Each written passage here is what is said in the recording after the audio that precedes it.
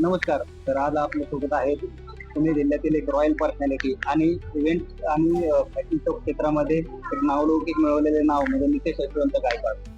तर नमस्कार. नमस्कार. तर प्रथमतः आपला एक परिचय आपल्या प्रेक्षकांना करून द्यावा. नमस्कार. तर वडगुले साहेब, सगळ्यात आधी तुमचं मी धन्यवाद मानतो की आज तुम्ही मला वेळ दिलात. तसंही तुमचा खूप बिझी शेड्यूल राहतो आणि आज आपण ज्या कार्यक्रमाच्या संदर्भात बोलण्यासाठी इथे भेटलो आहोत तो खूप असा सुंदर असा माझा प्रोग्राम होणार आहे. त्याच्याबद्दल आज आपण इथे भेटलेलो आहोत आणि माझा परिचय आधी मी करून देतो. मी Nitesh Gaikwad, fashion show organiser, NG music founder आणि तसंच माझे फॅशन शो कंटिन्यू होत राहतात. तसंच गॉर्जियस फेस ऑफ इंडिया 2026 हा फॅशन शो मी आता या जुलै महिन्यात करत आहेत आणि अनेक सुंदर ब्युटिफुल टॅलेंटेड पर्सनॅलिटी अशा लोकांना आपण अनेक येणारे माझे प्रोजेक्ट्स म्हणा किंवा फिल्म्स म्हणा याच्यामध्ये संधी देणार आहोत. तर त्याच्यासाठीच हा फॅशन शो मी घेणार आहे. सो तर याआधी आपण अनेक फॅशन शो घेतलेले आहेत. त्यामध्ये अनेक मॉडेल असतील किंवा मॉडेल्स असतील किंवा चाइल्ड मध्ये असतील. तर काय याच्या आधीची आपली पार्श्वभूमी काय आहे? सर ऍक्च्युली सिंगर म्हणून स्टार्ट केलं होतं. फॅशन शो ऑर्गनायझर कधी झालो कळालं नाही. अनेक अशा गोष्टी मी करत राहतो ज्या मला आवडतात आणि महत्वाचं म्हणजे याआधी इव्हेंट मॅनेजमेंट करत होतो. Side by side me fashion शोला कनेक्ट झालो. अनेक चांगल्या अशा गोष्टी माझ्या आत्मसात झाल्या. त्याच्यामुळे मी अनेक असे उपक्रम परत लाभत गेलो, पुढं करत गेलो. त्यातलाच हा एक भाग जो आहे जो महिलांना प्राधान्य देण्यासाठी मी करत आहे.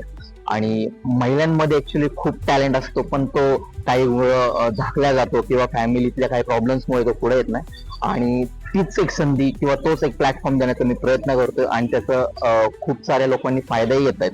तर मलाही वाटतं की तुम्ही जर त्यांना सांगितलं की आपल्या येणाऱ्या या गॉर्जियस फेस ऑफ इंडिया या फॅशन शोला तुम्ही पार्टिसिपेट जर घ्याल आणि पुढे तुम्हाला त्याचाही फायदाही होईल, प्लस आपल्या येणारे फिल्म्स म्हणा, अल्बम्स म्हणा याचाही तुम्हाला भरपूर उपयोग होईल. तुम्ही स्क्रीनवर टेलिव्हिजन मध्ये झळकाल. तर आता हे जे आपलं gorgeous of the face of India जो आपण कार्यक्रम आयोजित केलेला आहे, तर हा कधी आयोजित केलेला आहे किंवा यात जर का कोणाला सहभागी व्हायचं असेल तर काय कॅटेगरी असेल? सर याच्यामध्ये आपण 3 गोष्टी ऍड केलेल्या आहेत. मिस, मिसेस, किड्स ह्या 3 कॅटेगरीज आहे.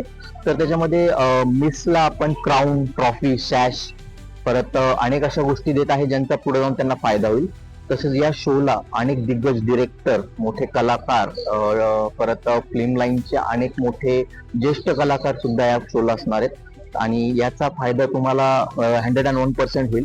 आणि जसं की मी तुम्हाला म्हटलं की लेडीजनं या शोला जास्तीत जास्त भाग घ्यावा, त्या स्टेजचा फायदा करून घ्यावा आणि आपल्यामध्ये असलेला टॅलेंट हा बाहेर काढावा आणि क्राऊन जिंकण्याची संधी तुम्ही प्राप्त करून घ्या. सर हा आपलं पॅसेंजर कुठे असणार आहे? नेमकं पुणे जिल्ह्यामध्ये असतात. तुम्ही प्रायोरिटी कोणत्या देता येतात? पुणे जिल्ह्यातील कंटेस्टंटला देता की पुणे बाहेरच्या येतात? तर ऍक्च्युली मी महाराष्ट्राला देतो कारण की महाराष्ट्र सगळ्यात बेस्ट. जय महाराष्ट्र.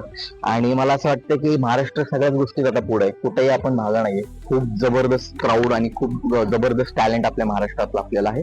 तर मला वाटतं की प्रत्येक जिल्ह्यातून कंटेस्टंटनी या संधीचा फायदा घ्यावा. आणि हा शो पुण्यात होणार आहे अण्णाभाऊ साठेला, लोकशाहीर अण्णाभाऊ साठे. खूप मोठा सभागृह आहे हा येरवड्यात. तर तिथं हा शो होणार आहे संडेला 26 जुलै 2026. सो मला असं वाटतं की तुमच्या माध्यमातून कंटेस्टंट किंवा अनेक असे लोक असतात ज्यांना टॅलेंट असतो पण ती संधी भेटत नाही, तर त्यांनी या संधीचा फायदा घ्यावा. सर आपण एक सिंगर आणि एक प्रोड्युसर म्हणूनही फिल्म इंडस्ट्रीमध्ये काम करतात आणि जस्ट आम्हाला कळालं की आपलं एक पिंट्या म्हणून जे मराठी सॉन्ग आहे ते लवकर रिलीज होणार आहे. तर काय आहे नेमकं पिंट्याची काय? सर पिंट्या काय नेमकं? पिंट्या म्हणजे सर प्रत्येक घरात एक पिंट्या असतो आणि तुम्हाला तर माहितीच आहे की प्रत्येक म्हणजे मी असं बोलत नाही की प्रत्येकाला असं मी हे नाही म्हणत आहे, पण पिंट्या मागं खूप मोठा वेगळा असा काही हेतू नव्हता. नाव आवडलं, नाव खूप छान होतं आणि माझ्या घरात एक असं काहीतरी कार्टून होतं की जे पिंट्या मी रोज बघायचो. तर त्याच्यावर काही गोष्टी सुचल्या आणि मी ते गाणं क्रिएट केलं आणि ते उद्या लॉन्च होतंय संगीत मराठीवर. तुम्हाला ते गाणं नक्की बघायला भेटेल. तुम्ही बघा आणि त्याचा आनंद घ्या. तर तुम्हाला खूप खूप शुभेच्छा आहेत या येणाऱ्या आगामी अल्बमसाठी. आणि तुमचा जो आता येणारा जो gorgeous face of India, gorgeous face of India grand fashion show जो होणार आहे त्यासाठी नक्कीच आपल्याला आमच्या चॅनल तर्फे खूप खूप शुभेच्छा आहेत. Thank you sir. थँक्यू. सर आपला काही पिक्चरचंही काही चालू आहे जे यातील कंटेस्टंट आहेत त्यांना तुम्ही संधी देणार आहात मागाशी म्हणाला. काय कशा प्रकारे संधी देणार? सर आता एक अपकमिंग प्रोजेक्ट आहे. मी नाव अनाउन्स करतो तुमच्या या माध्यमात जे आहे. खूप मोठा प्लॅटफॉर्म आहे तुमचा. अपकमिंग मूवी आहे ज्याचं नाव आहे करंडक. हा तो मी स्वतःच राईट केलेला आहे. म्युझिक सुद्धा या पिक्चरला माझंच आहे. तर याचं shooting almost October to November मध्ये चालू होणार आहे. आणि आपल्या इथल्या जे कंटेस्टंट आहेत त्यांना आपण 101% चान्स देण्याचा प्रयत्न करतोय की प्रत्येकाला एक स्क्रीन भेटावं किंवा आपल्या त्या मूवीचा एक भाग होता यावा आणि त्यांनी पूर्ण ऑल महाराष्ट्र किंवा ऑल इंडिया झळकावं अशी माझी इच्छा आहे. तर यात जे आपण पार्टिसिपेट घेणार आहे ते कशा पद्धतीने सिलेक्शन होणार आहे? सिलेक्शन सर हे सगळे ज्युरीज असतात. आपल्या फॅशन शो मध्ये ज्युरीज असतात, खूप मोठे दुबईचे असतात किंवा महाराष्ट्राचे असतात. तो रिझल्ट डिक्लेअर करतात. जे काय असेल रिझल्ट नुसार टॉप 3 क्राऊन दिले जातात. बाकीच्या सगळ्यांनाही आहे क्राऊन, पण विनर हे 3-3 मध्येच काढले जातात. विनर हा प्रत्येक जण हा विनरच असतो.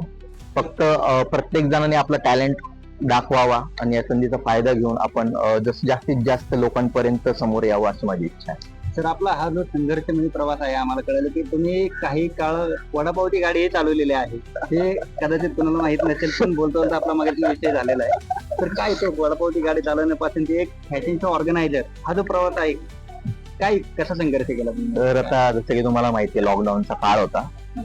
खूप साऱ्या गोष्टी प्रत्येकानेच फेस केलेल्या आहेत, नाही असं नाही. चांगल्यातला चांगला कोणी असो किंवा वाईटातला वाईट, गरिबीतला असू द्या. लॉकडाऊनच्या काळानंतर काही गोष्टी प्रॉब्लेमॅटिक झाल्या. नंतर थोडस बॅकअप जो काय होता लॉकडाऊन मध्ये ऑलमोस्ट संपला होता. प्रयत्न करत होतो काही ना काही परत चालू करावं. त्यावेळेस वडापाव मी चालू केला होता आणि खूप चांगला चालला होता.